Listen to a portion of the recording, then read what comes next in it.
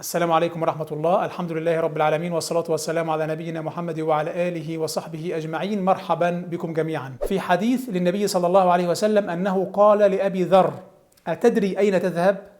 يعني الشمس لحظة الغروب. قلت: الله ورسوله أعلم.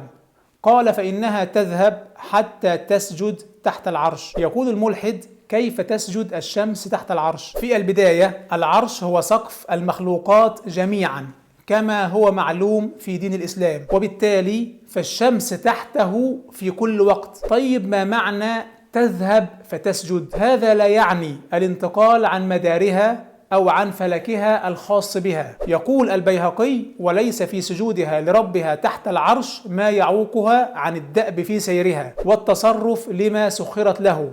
قال إبراهيم عليه السلام: إني ذاهب إلى ربي سيهدين. هل سيدنا إبراهيم عليه السلام ذهب إلى السماوات العلى؟ ومن خرج يقابل القمر لا يعني أنه صعد إلى القمر، وإنما تعني خرج ليلا. طيب، ما معنى سجود الشمس؟ طبعا كما يعلم كل مسلم أن سجود الجمادات وتسبيحها ليس سجود هيئة، لن تقف ثم تميل ثم تسجد، فتسبيح الكائنات غيب لا نفقهه. قال الله عز وجل: تسبح له السماوات والأرض ومن فيهن وإن من شيء إلا يسبح بحمده ولكن لا تفقهون تسبيحهم. طيب، هل هذا الكلام معناه أن الشمس طوال الوقت ساجدة تحت العرش؟ هذا الحديث خاص بالذين خاطبهم النبي صلى الله عليه وسلم، وليس بكل غروب نسبي للشمس من كل جهة. إذن العرش هو سقف المخلوقات، وبالتالي الشمس تحته في كل وقت.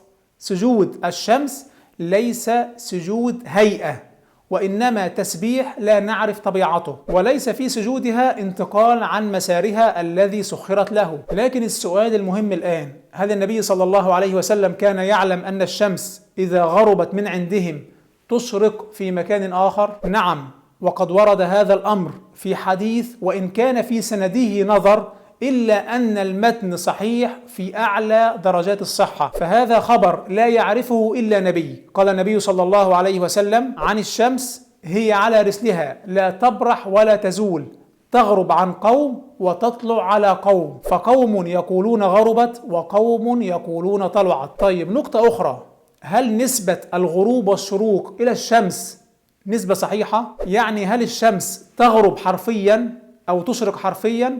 نعم، الشمس تغرب وتشرق بناء على رصد الراصد الذي هو الإنسان. طيب، نقطة أخيرة: هناك حديث مروي عن النبي صلى الله عليه وسلم، هذا الحديث ينشره الملاحدة بكثافة، أن النبي صلى الله عليه وسلم قال لأبي ذر: أتدري أين تغرب هذه؟ قال: فإنها تغرب في عين حامية. يقول الملحد لك: هذا الحديث صححه الألباني. طبعا هذا الحديث ضعيف في أشد درجات الضعف. مدار الحديث في كل رواياته على شخص اسمه سفيان بن حسين. سفيان بن حسين شخص سيء الحفظ كما يقول أئمة الحديث، اختلط عنده حديث السجود تحت العرش بقوله تعالى: وجدها تغرب في عين حمئة، فالحديث ضعيف جدا. ولذلك أئمة التفسير لم يعتمدوا هذا الحديث في تفسير قوله تعالى: وجدها تغرب في عين حمئة، فالحديث عندهم غير صحيح. أحببت أن أنوه على هذه الفائدة لأن الملاحدة لا يطرحون الشبهات إلا من آثار ضعيفة. إذن خلاصة هذه الحلقة أن قول النبي صلى الله عليه وسلم